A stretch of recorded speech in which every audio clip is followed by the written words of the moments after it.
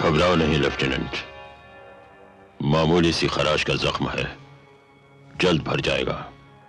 मुझे पहचानते हो? मैं हूं वली अहद सल्तनत आमाज, खुदाई खिदमतगार, जाबाज, मुजाहिद, सिपा सालार लश्कर फिदाइन, रसूली अल जब्बार अल नासिर, जिसका हक, जिसकी हुकूमत उससे छीनकर उसके मक्कार भाई के हवाले कर दी गई है। मक्कार तुम हो रसूली।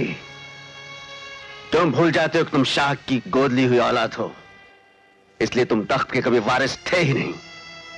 सिपा सलार बनते ही तुमने शाह के बेटे को कत्ल करने की साजिश की, जिसकी वजह से आज तक तुम रेगिस्तान की खाक छान रहे हो। रसूली, मेरी बीवी कहां है? मैं पूछता हूं, मेरी बीवी कहां है? तुम्हारी बीवी इस वक्त मेरी बीवी के खेमे में है। खबरदार।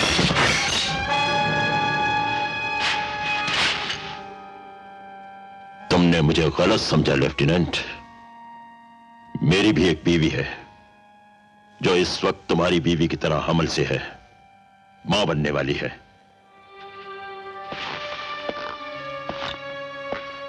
तुम ही नहीं लेफ्टिनेंट, रसूली को सब गलत समझते हैं।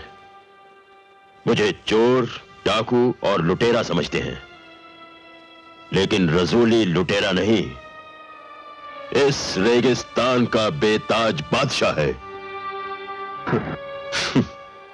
रसूली तुम्हारी बहादुरी की कदर करता है, तुम्हारी वफादारी की दाद देता है।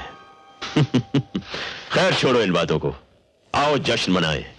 आज हम एक बेटे के बाप बनने वाले हैं, और अगर इस बार भी मेरी बीवी ने तीसरी मर्तबा अपने पेट से लड़की पैदा की तो मैं उस लड़की के साथ साथ बीवी को भी खत्म कर दूंगा।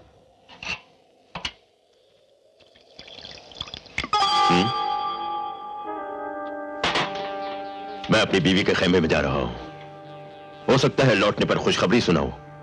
खुदा हाफिज।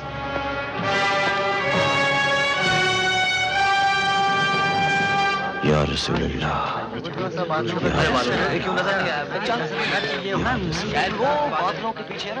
या रसूलल्लाह, या रसूलल्लाह। क्यों मियां राशिद, ईद का चांद नजर आया? नहीं आलम पना, आज आसमान तूफानी बादलों में घिरा हुआ है, इसीलिए चांद नजर नहीं आया। नजर आते ही हमें खबर की जाए। बहुत बेहतर है आलम पना।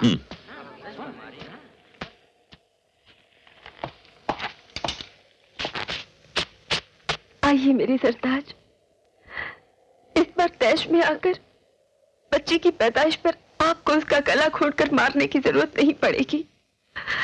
मौत के फरिश्ते ने मेरे पेट में उसका गला पहले से ही घोंट दिया। इस कनीज पर थोड़ी सी मेहरबानी कीजिए, आपकी बार मेरा ही गला उड़ा दीजिए।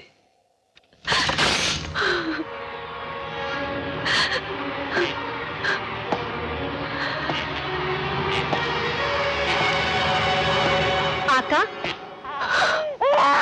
लेफ्टिनेंट खालिद की बीवी को लड़का पैदा हुआ है, लेकिन उसकी बीवी बच्चे के पैदा होते ही मर गई।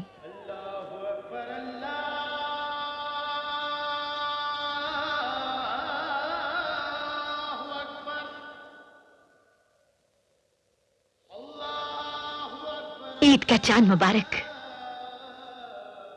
साहिब आलम, ये तो करिश्मा कुदरत हो गया। ऐसे ही रमजान की 29वीं तारीख थी, इधर बच्चे ने दुनिया में कदम रखा और उधर ईद का चांद निकला। उस चांद की रोशनी बच्चे पर पड़ रही थी और उस बच्चे ने कई सालों बाद इस सल्तनत की बुनियाद डाली और इसका बादशाह बन गया।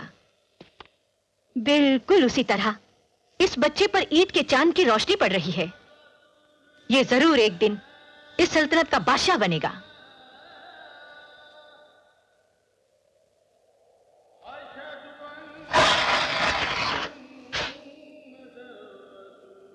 यानी हमारे बाद हमारी सल्तनत में हुकूमत करने वाला वली अहद हमारे घर पैदा हो ही गया। हमारे ख्वाबों की दुनिया में मुद्दतों से अंधेरा छाया हुआ था, उसमें रोशनी करने वाला सूरज आ गया। ये करिश्माई कुदरत है। इस तरह वह फकीरों की झोली में बेशकीमत खजाने डाल दिया करता है। जी?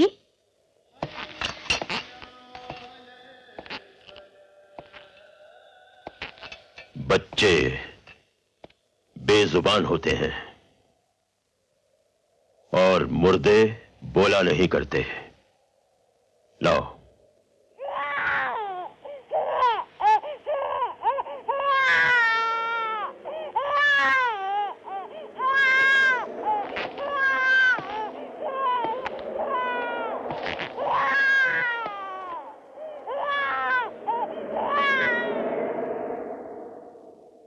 अल्लाह को यही मंजूर है।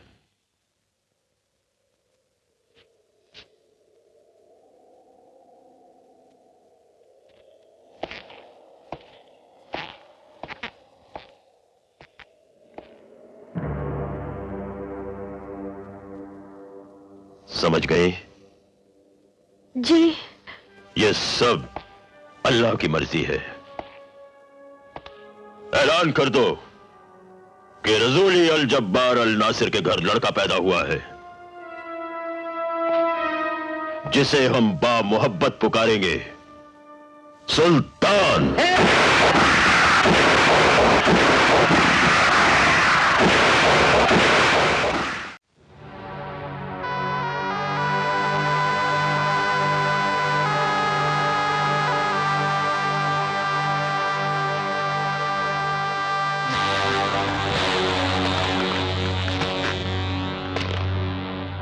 सब्र करो खालिद, सब अल्लाह की मर्जी है।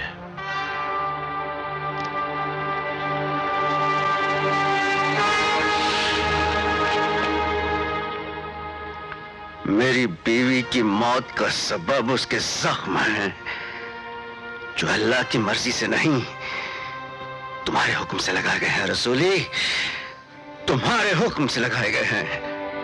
मैं तुम्हारी तरह जालिम फितरत का नहीं रसूली, कि अपनी गरज के लिए औलाद को मार दिया, औलाद की खातिर बीवी का कत्ल कर दिया।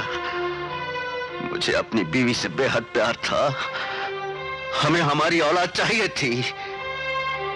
जिस तरह तुम अपनी सल्तनत के ख्वाब देखते हो, उसी तरह हमारे लिए हमारी औलाद हमारी सल्तनत थी। हम भी अपनी सल्तनत के ख्वाब देखते थे, लेकिन आज तुम्हारी वजह से मेरे तमाम ख्वाब चिकनाचूर हो गए। मेरी बीवी मर गई, हमारी औलाद मुर्दा पैदा हुई। इनकी मौत के जिम्मेदार तुम हो रसूली, तुम। और आज तुम्हारी मौत का जिम्मेदार मैं बनूंगा।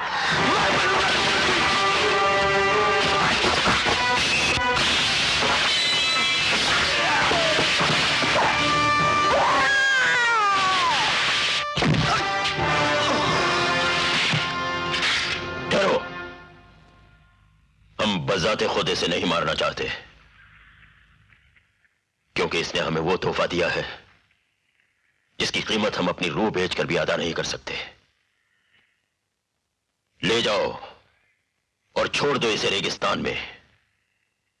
भूख और प्यास मौत बनकर खुद ब खुद इसे निकल जाएगी, और रेगिस्तान ही इसके लिए कब्रिस्तान बन जाएगा।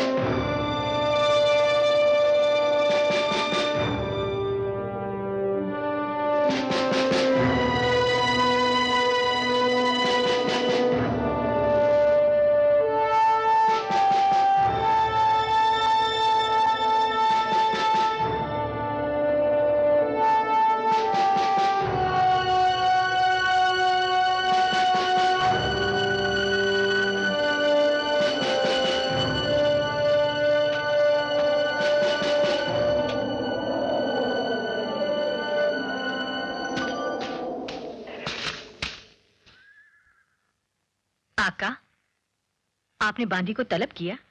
जुबैदा, आज तक तुमने हमारी बहुत खिदमत की, कभी शिकायत का मौका नहीं दिया। लेकिन इस दुनिया में राज एक बहुत खतरनाक चीज है। जिस तरह से एक मुर्दा 2 कब्रों में दफन नहीं किया जा सकता, उसी तरह एक राज 2 सीनों में नहीं रह सकता। लिहाजा एक सीने को चीर देना ही बेहतर है। फिक्र मत करो,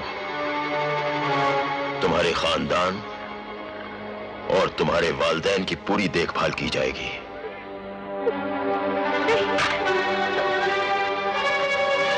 खुदा हाफिज जुबैदा। रहम आका।